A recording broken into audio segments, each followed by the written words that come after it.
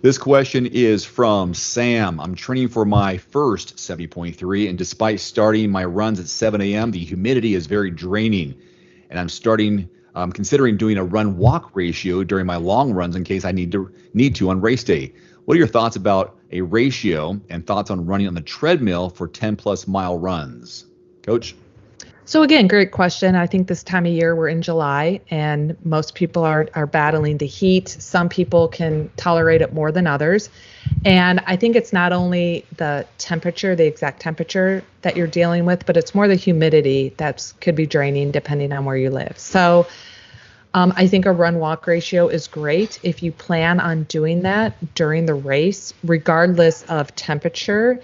It's definitely beneficial to train that way and get your body used to walking, because I wouldn't be used to walking, because I'm more of a runner and my hips and things used to get tired when I would try walking. So something you want to train with. I think if, looking ahead at the venue you plan to race at, making sure you kind of know generally what are the average temperatures and humidity based on where you're going to race in will help determine how you approach your training. If the heat is on now in July, but you're not racing till, let's say, like September or October, it's the heat's not going to be there, depending on where you're going to. But more chances are high the humidity is not going to be quite as high. So for now, every now and then, try to do like some shorter runs to get acclimated to the heat.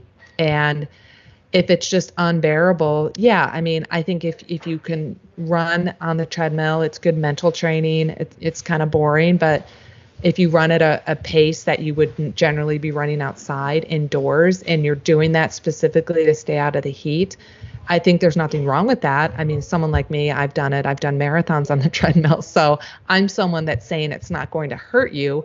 It just really depends on how acclimated you need to be before race day.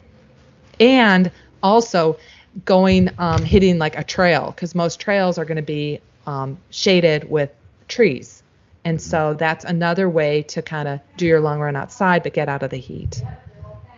That method in itself is a good idea anyway. One thing comes to mind is just maintaining a heart rate, or making sure your heart rate doesn't get too high. If you practice the run-walk ratio, you can save yourself. There's a lot of wear and tear issues as well. I mean, I just typed up here, is the run-walk method effective? And it allows you to maintain pace more effectively with less risk of muscle fatigue and bonking than an all-out run approach. But when you're trying to work on your heart rate, or at least stay within a certain zone, that can be a good technique. Go up to a point, bring your heart rate back down, get back to that point, come back down. And that way you train your heart to work efficiently at a certain level, max, a certain level of your heart rate.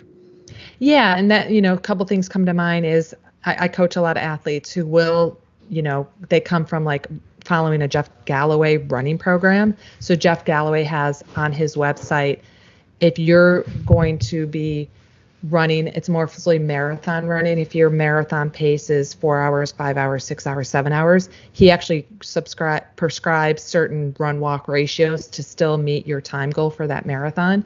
A lot of athletes I coach do a 4-to-1 ratio. I always suggest anyways is when you're racing, try to run to the aid station and then just always plan to walk the aid station, whether it's 15, 20, 30 seconds or more. And then as soon as you exit the aid station, start running again. That's something you can kind of plan ahead of time, as well as practice and training. If you're an 11-minute mile pace, you run 11 minutes and then maybe walk a minute or something like that. So there's just a lot of different ratios you could do. A lot of it just depends on your speed. But like Dave, you had already mentioned, it allows you to keep those walk breaks, allow you to keep a stronger running pace going. Yeah, that was something I used in one of my Arizona races years ago, was to help keep the heart rate down and not overheat or not burn myself out too quickly, is because it was hot, that I would go to the aid station at a certain heart rate, and once it started going over a certain number, I slowed down on purpose. That way I can maintain efficiency throughout the race, and not like, oh, now I'm going to be cramping, or now the lactic acid is going to build up because I'm going too hard. That allows me to come back down and then get back up to it, and gives me a chance to take a little breather. And it just it makes it a little easier, and it can kind of go a little better that way, in my experience. Yeah. So again, it depends on the distance you're running. And one thing about heart rate is you could be running at a very comfortable lower rate of perceived effort and your heart rate could be high because of the heat. And so Yes.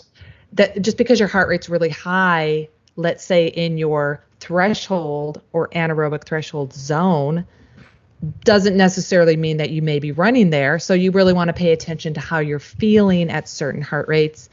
And of course, if you have heart issues, talk to your doctor and make sure you're managing your heart rate based on any heart condition you have.